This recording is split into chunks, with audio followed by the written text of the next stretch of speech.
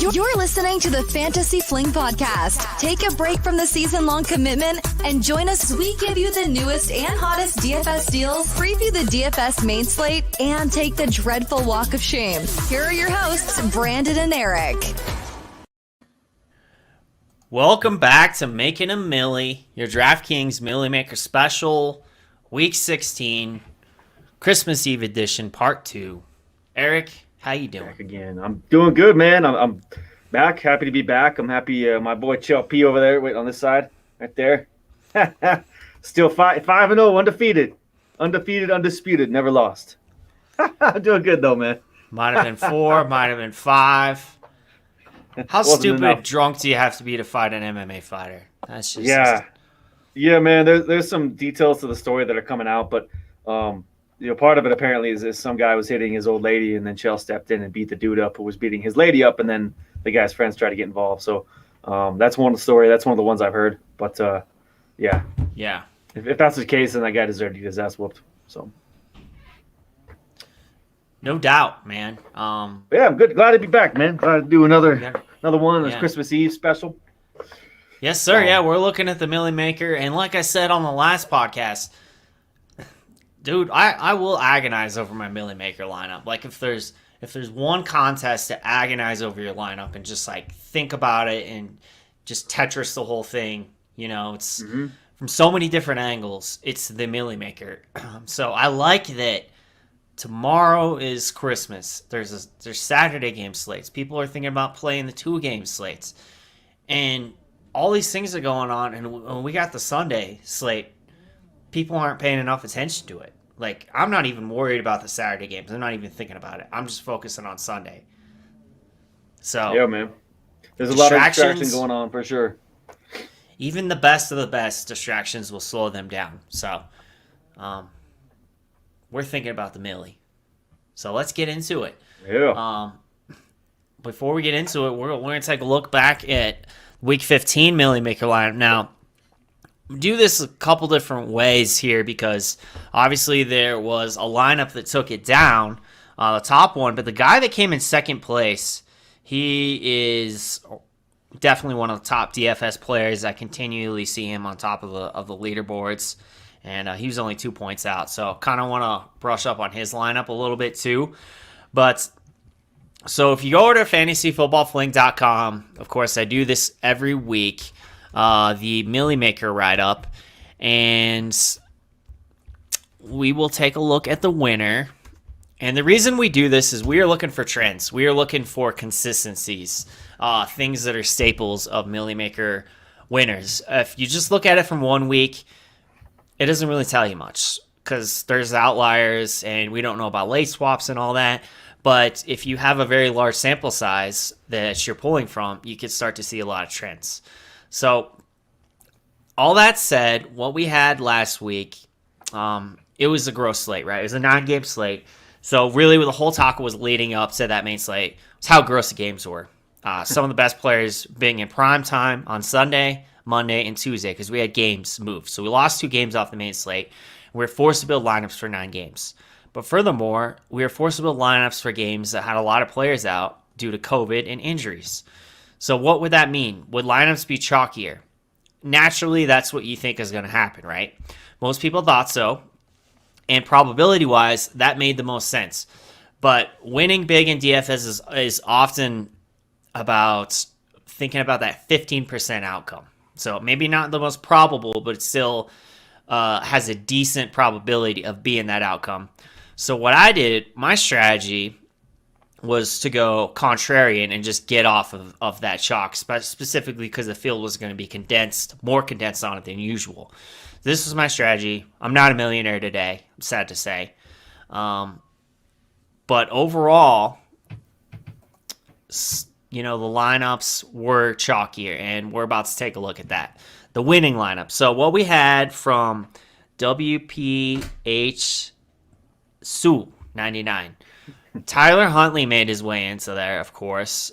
Just great value. He crushed it. We talked about it. The Huntley to Andrews stack. So really what this lineup was there was a lot of different stacks in this lineup. And there was 3 different stacks, 3 different There's small stacks, one game stack, and then just, a couple small secondary stacks. And they averaged 3 stacks, 7 players, 181 points, so 25-point average. So from a stacking perspective, this was textbook. You had Huntley with 35 points, Andrews with 38 points, and then they brought it back with Davante Adams in that game for 90 points. And then you had a secondary stack with Christian Kirk and Amon St. Brown, combined for 47 points, a 23-point average. And then you had Brandon Cooks and Houston D, 42 points, 21 average. Now, we talked about chalk. This was going to be chalkier. That's the most probable outcome with it being a condensed slate. So this was higher than we had seen, but we could predict this was coming with those games, of course, getting moved. So we had 120%. The chalkiest plays being Adams at 34%, Christian Kirk at 16%, Brandon Cooks at 18%, and then Jeff Wilson at 12%. So really the leverage play was Huntley at 2%. He just was the ultimate leverage play in this lineup. 2%. And he was also the top scorer and extremely cheap for a fantasy points per dollar perspective. He crushed it over 6x. But Wilson and Foreman, there weren't too many options at running back this week. So really it was chalky options like Gaskin and Robinson, and they didn't really do all that well. So Wilson and Foreman were great leverage at 12 and 10%. As far as wide receivers, Amon St. Brown, 8%. He was under 10% leverage off of guys like Debo, both the Devontaes, Parker, Adams, and Deontay, the triple D. Andrews, 11%, top scoring tight end on the slate. He was leveraged off of Kittle and Gesicki, who were both 22% owned. And even though this lineup was chalky by Milli Maker standards, getting off of those plays like Robinson, Gaskin, and getting the top QB and stack on the slate at 2% ownership was leverage off the field, and it banked the Milli. We talk about it every single week. We will have at least one player in the Milli Maker winning lineup that hits 6x on their salary. This week, there was 2, and they were in the same stack. So that's how you win the Milli. Huntley and Andrews. Andrews 6,400. Huntley was 5,400. So they combined for over 12x between the two. Is 6x average.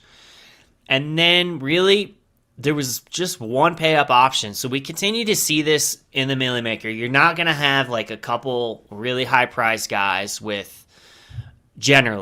a bunch of, stone-cold minimums. You're going to have maybe one high-priced guy and then a bunch of like 5 to 6,500K range guys who just really kind of crush value in that given week, which is what we saw. And then, what I'll say about this is we do talk about ceiling quite a bit, and it's pretty obvious, right, if guys make it into the winning Milli Maker lineup. Overall, the lineup had the ceiling to get there. But what this was a textbook's example of why you stack. Is the optimal lineup going to score more points than 222? Of course. But from a roster build perspective, what is more likely, that you're going to hit the 9 best optimal plays, you're going to pick like 9 best one-offs, or that you're going to stack those right games? And doing so, you're going to obviously get there with the points that you need. So, all that said, we got 181 points out of the stacks, and then really you just needed 2 one-offs to nail it. With Wilson and Foreman, they combined for 41 points. This was 222 points, which was 2 higher than second place. So really well done in this. And, one thing I will say, the second place guy really should have won this competition too. This contest. He just really crushed it with his lineup.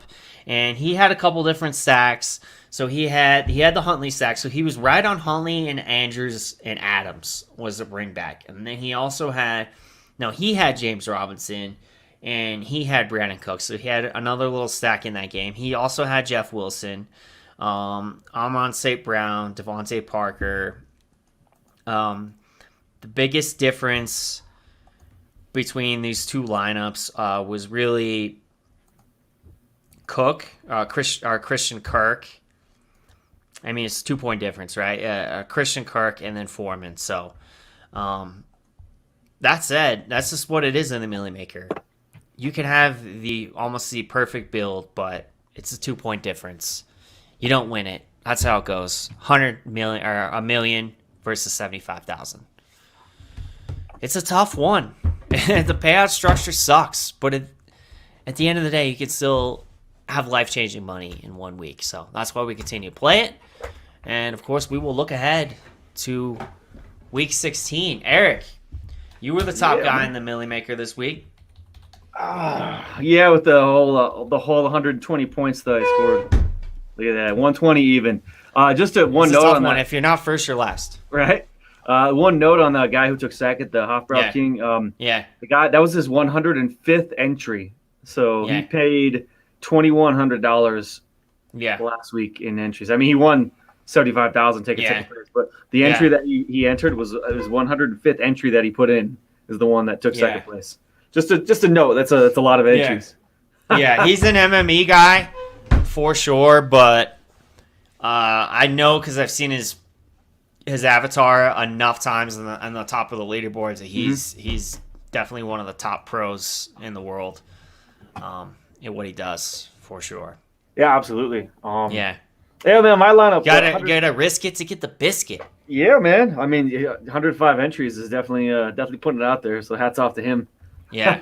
Dang. Yeah. I see another guy with 131 entries, just above where I scored. But anyway, I got 120 points even. My lineup was not great. I started with Josh Allen and Cole Beasley. Allen did fine. Beasley did not. I should have gone with Gabriel Davis. He was the play, but I chose wrong. Yeah. I had Javonte Williams, 12 points. I had James Robinson, which was fine. He did okay for it. Marvin Jones killed me. He had 3.4 points. Uzama did nothing, and the Titans D did nothing. So I also had Adams. So the players that did me pretty good were Josh Allen, Javonte Williams, James Robinson, Brandon Cooks was 32 points, and then Adams. Apart from that, the rest of the guys combined for about 15 points. Yeah. So that's why I ended up with 120. Wasn't a great week. Didn't win any money, but that's all right. That's how it goes, man. Yeah. You ain't first or last in the Milli Maker. And speaking of, I was last week in our competition. It was the first time this year where I've scored under 100 points in the Milli. But I'm not upset about it because, like I said, my strategy specifically in the Milli this week is if everyone was going to condense around the chalk, I was just going to fade that chalk and find some stacks in other games that I feel like had good potential and I just try to get leverage off that chalk, which is why I played Brandon Ayuk versus Debo or Kittle, which is why, I played Kyle Pitts in that same game. So, I got a Kyle Pitts and Brandon Ayuk stack combined together. Total roster percentage was 11%. So I'll take that risk. Same thing with Marvin Jones. I played Marvin Jones. I'm going to play him, because everyone's going to James Robinson. So you hear that Urban Meyer and Marvin Jones got in an argument. Maybe everyone's like, well, let's stick it to Urban Meyer and give Marvin Jones the ball. And it's not like he hasn't been in large field GPPs before. So I'll take that risk. That's how it goes in the Milli. I will say next year, so we do the dice roll, and I like it. I like the format for making a Milli.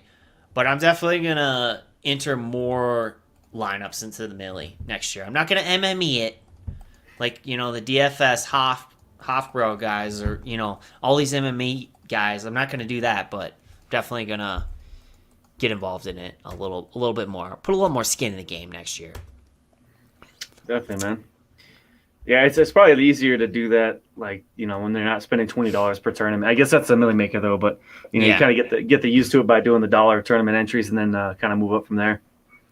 Yeah, and I mean, shit, if I won the play action a few weeks ago, had I played Goddard over Gronk and won the play action, I had $100K in my bankroll, I'd probably be entering more than $20 in the Milli last week. So, understandable. That's how she goes. But let's talk about Week 16, Eric. So, we got a lot of COVID news. There's a lot of games being affected. We haven't had any games moved yet. So that's good, but we don't know what it's going to look like on Sunday. So as we build these lineups, our lineups might be vastly different come Sunday morning, but I'm fine with that. That because more times than not, I've noticed specifically as the season goes along, with all this COVID news and injury news, a lot of times guys are making their way into the Milli Maker winning lineup just based on. You okay? Yeah. Okay. They're making their way into the Milli Maker lineup based on Sunday morning news. So we saw Huntley last week. That's why he was 2% owned, because Lamar Jackson had a chance to start, but Huntley ended up starting. And then 2 weeks ago was Minshew. So it's the same thing. He was in the Milli Maker lineup, and he was last, before lock, an hour or two before lock, 90 minutes, whatever it may be. It was announced. So that's why you got to be flexible. Yeah, absolutely. But you want to start with those Vegas lines for us? Yeah, man. Going back to the Vegas lines again. There's games this week, Thursday and Monday as always, but there's also Saturday games. So again, less games on the main card. But starting with the Rams and Vikings, with the Rams being it's a 48.5 point spread. Rams are favored, 26-point team total, which is, by the way, the game that I am going to choose since I won with my 120 points. Second game on there is the Chargers and Houston. That's a 46-point spread with Chargers, 28-point team total. They're favored. No surprise there. Pittsburgh and Kansas City. Be interesting to see how Mahomes does without Kelsey and Hill. If that happens, I know you said Hill is probably out. Kelsey, we're not sure. But that one is a 45-point spread with KC favored, 27-point team total projected for them. And then Baltimore and Cincinnati. Last time this happened, Burrow went off on Baltimore. See if it happens again. But also a 45-point spread. And Cincinnati's favored with a 24-point team total. And Detroit and Atlanta somehow made it on this list at 43.5-point spread, with Atlanta favored and projected 24-point team total for Atlanta. So, all right. I'm surprised that last one made it. I guess they both have pretty bad defenses for the most part, so maybe it's not a surprise. Yeah. Well, before you get started with your build, because you're picking the number one game, and I'm at my mom's for Christmas Eve, so I don't have my dice with me. So we're going to have Eric roll for me. All right, you ready? I am ready. It is a 5. Detroit versus Atlanta. All right. Right to it. Sure, that's the game you wanted. I'm so excited. Oh, sorry, man. I did build some Matt Ryan stacks, though, so I got man, it's he could be Matty Ice or he could be Matty whatever. The opposite of that is, I guess. So, I'll start with mine. I was kind of making some final changes over here to it. Let me get back over there. Oh, there we go. Got it right here. All right. So I chose the Rams-Vikings game. I was deciding if I wanted to go with Cousins or with Stafford. But I like the Vikings defense is not as good as the Rams, so I'm just going to pick I'm going to say for player not, but Stafford at 6,700 is pretty cheap. So I'm going the Stafford and Cooper Kupp stack, bring back a Justin Jefferson. And the thing with Jefferson is he might be – it's curious to see how projected – how owned he'll actually be, because if he gets – people are going to be worried about Jalen Ramsey. Is he going to be on? Is he going to shadow him? Yeah. Maybe he does, maybe he doesn't. But, that's the name of the game. That's the risk. So Stafford with Kupp with bring back Jefferson. Running backs I have are – you like it in the Milli, because most people are going to be like, nah, I'm not going to play Jefferson because Ramsey's locking him down. Yeah, we'll see. Even if he's on him, I'm not sure. I mean, Ramsey's he's one of the best in the league, but Jefferson – he might be the best receiver in the league. So isn't that like a league episode where Kevin's like, no, honey. He changes their lineup after she tells him not to mess with it. He's like, you can't play him. He's going to get blanketed by Revis. You can't play him. I'm making the change. And then he changes it. And then whoever the wide receiver goes off for 3 touchdowns that day. I need to watch that show again, man. Yeah. I got to watch it again. About every couple of years, I need to watch it. The running backs I have, I might change these up. My lineup is about 95% projected ownership. But my running backs are Robinson, who's going to be for sure chalk guy in cash games, and then Miles Sanders. You have Daniel Jones ruled out again, so you have Glennon or Jake Fromm starting. Mm-hmm. When the Phillies ahead, they run. That's all they do. Could be a great game for Miles Sanders. Yeah. And on top of the two receivers of Kupp and Jefferson, I have Josh Reynolds, who's in that game against Atlanta.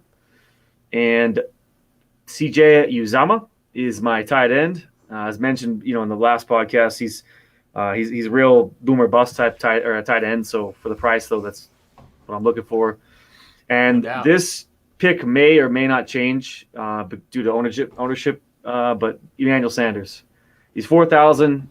Cole Beasley and Gabriel Davis are out. Cole Beasley's in. He's only 4,000. I'm sorry, Emmanuel Sanders is in. Yeah. It's only 4,000. We'll see how that changes. I was kind of looking at possibly changing a couple defense up and putting Cortland Sutton in there at 4,200 as well, just with Drew Lock starting. But that's it. And then the defense I have is the Seahawks. With Justin Fields being ruled out or at least not starting, you have Nick Foles in there. And Seahawks don't have a great defense, but it's Nick Foles. So I'll take my chances on that one. So while you're going, again, I have Stafford, James Robinson, Miles Sanders. I have Cooper Kupp, Justin Jefferson, Josh Reynolds, CJ Uzama, Emmanuel Sanders, and the Seahawks defense. But I had Sutton in there before I put Sanders in. Sutton at 4,200 has been forgotten. I think most of the Broncos receivers have been forgotten about because, Teddy Bridgewater plays so safe. Yeah. When you have the literally yin yang, like you have Drew Lock coming in, the opposite of Teddy Bridgewater. Just throw it out there. He doesn't care. He'll take the chance. Give him 50. The year that Sutton went off, wasn't that Lock that was his quarterback? I'm trying to remember. Was it Lock? Yeah, no. So Lock definitely likes targeting Sutton because he's a gunslinger. He likes that big body. Just kind of throw it up and get it. So both Sutton and Patrick fit the kind of mold. Absolutely. As you saw last week, he threw a touchdown to Patrick. Yeah. All right. But, man, that's it. We'll see. I like Josh Reynolds is 4,600, pretty low owned, and he's played pretty good the last couple of weeks. Looks like his ceiling's around maybe 20 points, but he and Goff seemed to have a pretty good connection over the last few games, and they're playing the Falcons, who are really bad against pass. Yeah, man. That makes a lot of sense. I do like it. How's your Detroit and Atlanta lineup going? Sorry, I rolled a 5, man. That sucks. That's all good. There's some options here. Let's see. I think I like this one the most. That's probably what I'm going to go with. So it's between. So basically, I'm going to do like 10 lineups with each. I do just like a bunch of stacks, and I'll do 10 lineups with like each stack. So I think this is where I'm going to head, though. I'll be deciding between a couple lineups, but I like the ceiling of this. So what I'm going with is a Matt Ryan to Russell Gage stack, bringing it back with DeAndre Swift. So DeAndre Swift, I'm expecting him to play, and they got Boyle starting as opposed to Goff.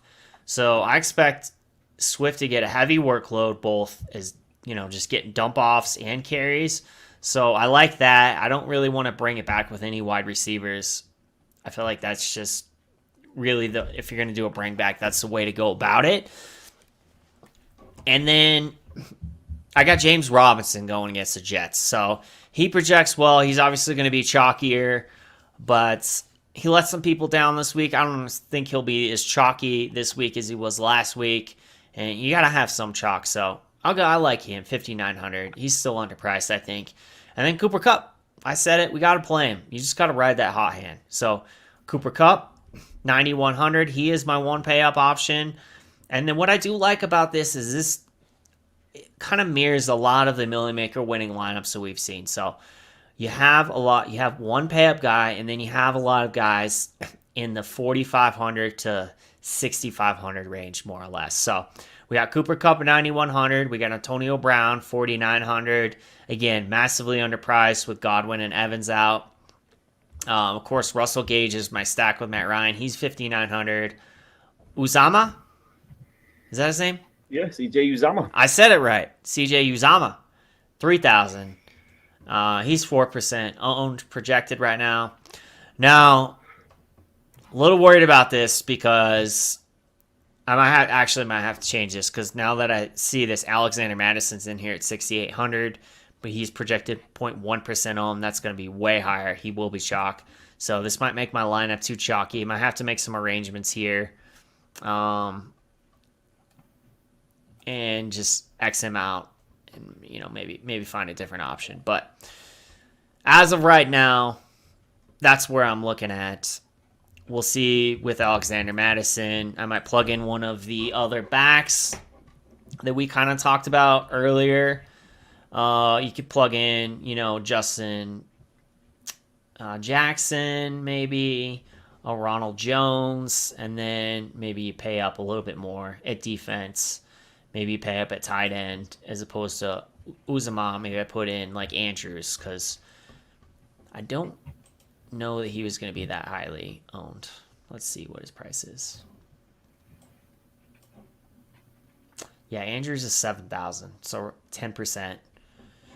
That's another way you can go with it. So we'll see. We shall see. But that's what I like right now with my lineup. Not the best roll, but that's how it goes. It's just a roll of dice. Indeed. Paying anything to roll the dice just one more time. Some will win, some will lose. Some are born to sing the blues. Did you say you had Patterson in your lineup or no? So I did not have him in this lineup, but he was popping up in other lineups. So that's okay. That's definitely another route. So let's see. Because he's about the same price as Madison. A little cheaper, but he won't be quite highly as owned. Still pretty high owned, but not nearly as much as Madison probably will be. Yeah. 15% remaining. Yeah, he did come up in one of my lineups, but I guess that actually would make sense. So I could just plug in Patterson. I like that because it's more correlated. So you do Matt Ryan, you do Patterson, you do Gage, and then you bring it back with Swift. I do think that's probably a better play overall, especially for the Milli. I like that, Eric. And then, because both those teams have bad defenses. So maybe the Falcons get out to a lead, a big lead. They just kind of smash the Lions, especially after coming off a big win against the Cardinals. And then the Lions just do a bunch of dump-offs to Swift. So it could get there. Has potential. Yeah, I mean, before like Josh Reynolds started doing something, he was their whole offense. So Swift was. And St. Brown, he's also kicked up too. Yes, sir. Well, so let's go to our next segment. Stacks, studs, and sleepers. Yeah, man. You want to start that out? Yeah, absolutely. So originally, before I realized, I wasn't sure if Tyreek was vaccinated or not. You said he turned out he's so he won't be playing. So I did have Mahomes and Hill, but scratched that one. Yeah, I read that on sleepers, so I think it's okay, legit. Gotcha. Stafford and Cup, going to be a great stack there. I think Huntley and Andrews, since Lamar Jackson is out. Huntley and Andrews are it seems like either one of those guys, they love targeting Mark Andrews. Justin Herbert or Keenan Allen.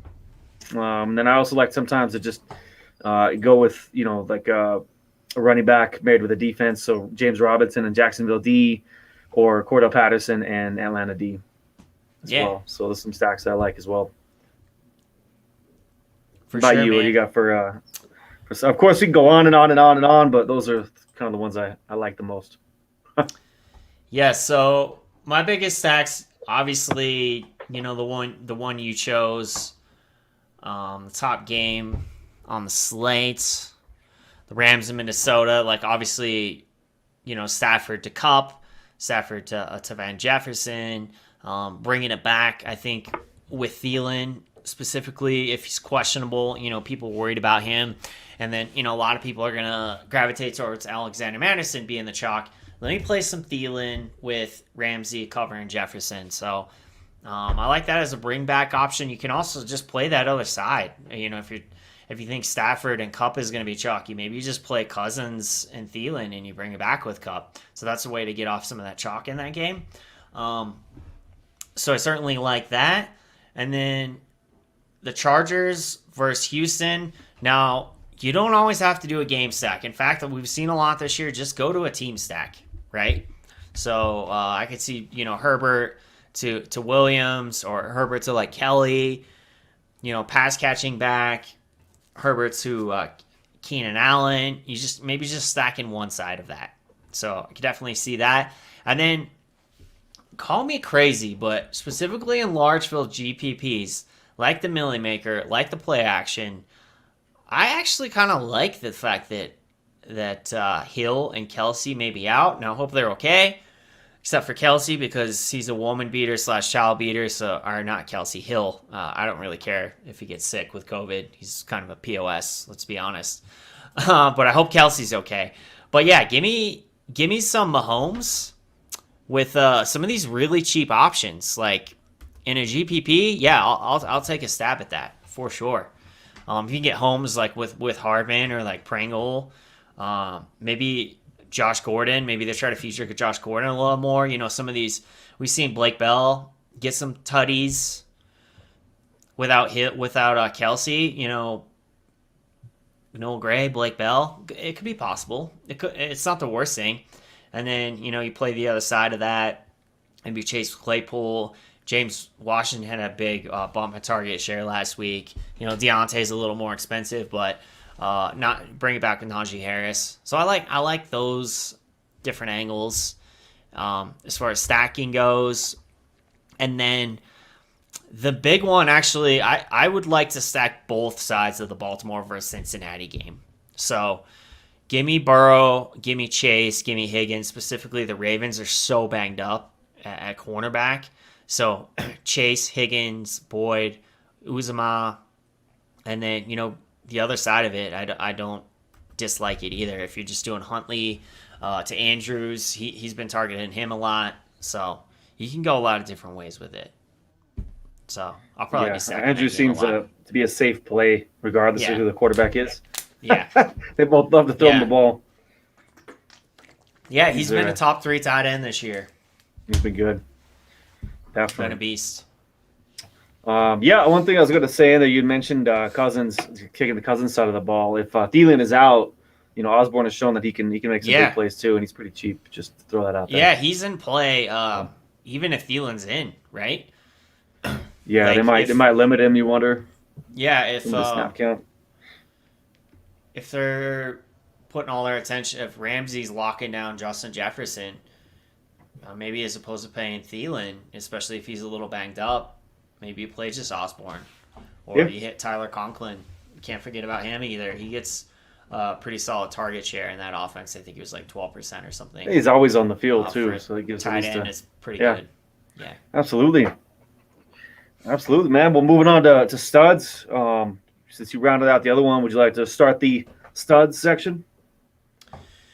Yes, sir. So let's go over to running backs here over at the Domination Station. Not a lot of studs at this point in the season. Now, based on COVID and, primetime games not being on the main slate and this and that. So, like James Robinson this week, I mentioned that he is probably going to be the chalk. He's 19%. I do like some Naji Harris this week. I do think it's a good matchup this week for them, especially with the Chiefs, being a little shorthanded. So maybe that game is more competitive than you think. I don't know. One guy that I do like, we haven't talked about, Josh Jacobs going against Denver. He gets a good amount of receptions. He is projected as one of the more highest scoring running backs on the slate. I got him just outside of the top 5 going against Denver. He's only 6,000. Obviously, he's kind of underwhelmed overall, but I think Denver doesn't have the best run defense. So they're at home. I think he can play pretty well. And then Joe Mixon has been in the nuts so many times this year, and he has just not been getting talked about enough. He is splitting carries with Samaje Perine, but I think Samaje Perine only had like 15% of the carries last week, so it's not, exactly a committee. And Mixon has that big play potential, and that game is projected as one of the more high-scoring games. So I like Mixon. Obviously, Ronald Jones isn't exactly what we call a stud. He's definitely not a dud, but, he was kind of dethroned by Fournette in that backfield, and Fournette's out. And they're missing Godwin and Evans, so you got to play some Rojo, and I am expecting him to be the chalk this week. So that's it. Running back. And then obviously Cup's the top guy. Jefferson, and we're talking large field GPPs. You still have to play him. He could break through on Ramsey. And another guy we cannot forget. He had a really big start to the season, and then he's kind of gone quiet, but he has big play potential. Jamar Chase, going against the Ravens. So I like him, and then I won't name off everyone, so I'll just go ahead and give it to you. Yeah, man. One thing about Ramsey shadowing Jefferson is when the Rams played the Packers, they expected them to do that to Adams as well. It didn't end up happening because I guess that they didn't have enough or good enough players or whatever the case may be of defenders that could run the defense they wanted to. So like if he was shadowing him, then this player who doesn't play zone would have to play man. And so I guess that was the big thing last time is why he didn't shadow. And then maybe the same thing again this time around. Just because of personnel they had. But man, of course, Kupp and Jefferson, those guys are incredible. Yeah. What a year Kupp is having. Wow. Good for him. We get paid. Yes, sir. I also like, I like AB a lot. I put him as a stud because he's not like he's low owned or anything. I just think if you look at his numbers before he got hurt, he was putting up some big numbers, and now he's number one guy, maybe outside of Gronk, but he's number one now with Evans and Godwin being out. So he's a stud as well. I think David Montgomery, in my opinion, he gets a full workload. He gets almost all the carries. He doesn't have a terrible matchup. I like him this week as well as a stud. And then Miles Sanders as well. He doesn't have an injury coming in. They're playing the Giants with a second or third string quarterback. And we've seen that if they have a lead, they will literally run the ball 50 times a game if they can. So Miles Sanders does have a good possibility of having a great game. Yeah. So I put him as a stud as well. And that's the most of them. There's a couple of the guys, but those are the ones I like this week. You mentioned Ronald Jones. He's so cheap at 5,100. I'm sure he'll be high owned. As mentioned in the other podcast, I'm a little scared. I'm a little scared to play Ronald Jones because if he does one thing, if he fumbles the ball once or something, he could be out, but he could also have a great game. We've seen him; he's a stud. Or he can be a stud. Doghouse, yeah. Yeah. So that's why you put him in a tournament, right? Because you never just don't know. Yeah. Yeah, man. That's with the studs. I guess we can round this bad boy out. Move to the sleepers. Yes, sir. So the sleepers. Let's get back to it. So I got a few guys now. We're really trying to target guys who might be like not only low owned, but maybe just cheap based on their salary. So combination of the two. Tyler Lockett coming back this week. He's going against Bears secondary. They have not been good. Wilson has not been very good recently. So with Tyler Lockett coming back, a low ownership, maybe he gets right. He's 6,700, but he's 7% ownership. So another guy, I just mentioned Naji Harris. He's lower owned than I expected, 9%. That's what we're seeing right now. I like it because he's going to get a lot of dump offs from Ben, and that game is one of the more high projected scoring games. And if Freiermuth is out, that's kind of Ben's one of his safety blankets. So I like Najee Harris this week. Zay Jones going against Denver. If Renfro is going to get a lot of the attention, specifically the Patrick Surtain treatment or whatnot, Zay Jones, he's 3,500. He's low owned, 2%. So he could be, I think, a really good tournament play. Cole Kmet with, not Fields. What's his face? Foles. The other guy with the last name of the F. Nick in Foles. The lineup. Yep. Nick Foles. Yeah. him coming in. He has been he went 6 for 71 last week. He got 9 targets. So decent chance that he ends up hitting value. He's only 3,300, so it doesn't have to do much. Tight end's a very volatile position, so he's a good paid end option.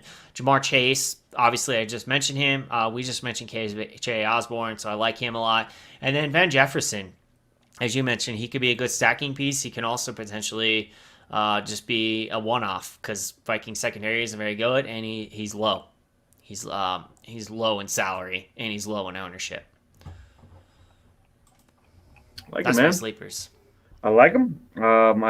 There's always when I put these out there, I always kind of, I'm like, should I put that there? But any given day, I have Derek Carr and Drew Lock listed. Now I know that's a scary road to go down. Lock can put up 4 touchdowns or 4 interceptions. Yeah. So he's and Carr can be the same thing. He'd be Jekyll and Hyde. He can look amazing, and then he can also look like shit. So. Mm-hmm. I have both those guys as sleepers, as quarterbacks. They're both pretty inexpensive. I'm with you. If DeAndre Swift happens to be out, and this guy might end up being chalky if not, but the guy Craig Reynolds, never even heard of the dude until just recently. Swift is a questionable if he's going to play, but Craig Reynolds has looked really good as the running back in place of those two, in place of Williams and or Swift if he plays. I also had Marvin Jones listed. He didn't have a great week last week, but as we were talking about, it could just be, maybe they changed the game plan up again after they had a full week of practice and figured out what they want to do. And he's pretty low owned. Darnell Mooney is another guy. You have Nick Foles, who does have a big arm. He likes to go deep. And he has had a little bit of chemistry with them in the past, but he did try to hit Mooney deep a lot. So that could be something to look for as well. And then I also had Emmanuel Sanders. He's not going to be a sleeper anymore, though. But I had Emmanuel Sanders. I wrote this down before Davis and Beasley were ruled out as they were getting. Neither one is vaccinated, so those guys are both out for this game, probably plus the next week. So Emmanuel Sanders as well. I love it because Belichick loves to take out the number one target as Diggs, and also just to throw it out there, I know he likes to take out their number one guy, but Diggs is probably going to be fairly low owned because of that reason this week, which may be a reason to play him. Because a lot of people are going to be scared to play him because he's playing Belichick. Yeah. For sure. I like it, man. It's a different slate, of course. Yep. I saw we had a question come through as well. I don't know what your take is on this. Personally, I feel like Ronald Jones is the better play. Justin Jackson may be safer, but I think Ronald Jones has a higher ceiling for sure. I think he's in a better offense, and I'm trying to think of who else they have. They have Keyshawn Vaughn, and who the hell is their running back? That's about it. Where the Chargers have Justin Jackson, they have Kelly, they have Roundtree, they have has Eckler, has he been ruled out fully? I'm not certain, but he's out. But he's also Josh Kelly is splitting. So I think Ronald Jones would be who I would go. He's got a tougher matchup on the ground, a much tougher matchup on the ground than Justin Jackson does. Yeah, but I think I'd rather roll the dice with Ronald Jones. That's where I'm at. So I'm playing Ronald Jones in cash. I'd play him in small tournaments. I play him in season long dynasty, like whatever. I feel like he's a better play. And when someone asks these questions, I kind of just assume, unless they ask what type of contest it's in, that it's not a DFS question. So that would be my answer. If it's a large field GPP based on ownership, maybe I'm going Justin Jackson because he's cheaper and he probably won't be as highly owned as Ronald Jones. So I feel like he would be about a DFS play in anything but cash games. I have a feeling it's a regular redraft or dynasty type question. For sure. Well, that's it for the Makin a Milli Week 16 preview. Appreciate y'all supporting us, especially on Christmas Eve. So I know everyone's with their families. We got this crunched out on a Friday because it was just, too stupid with news, with COVID news. I mean, we probably could have done this Sunday morning. That would have been the most accurate, but that wasn't going to happen either. So thank you for joining us. And be sure to like, comment, subscribe, share. We appreciate that. Good luck this week in your Milli Maker endeavors. Hope someone banks it. And maybe one of our listeners. Yeah. Or us. Even Nonetheless, we will see y'all week 17 as we break it down for you. Good luck. Absolutely. Thanks. We appreciate you. Merry Christmas, everybody. Merry Christmas.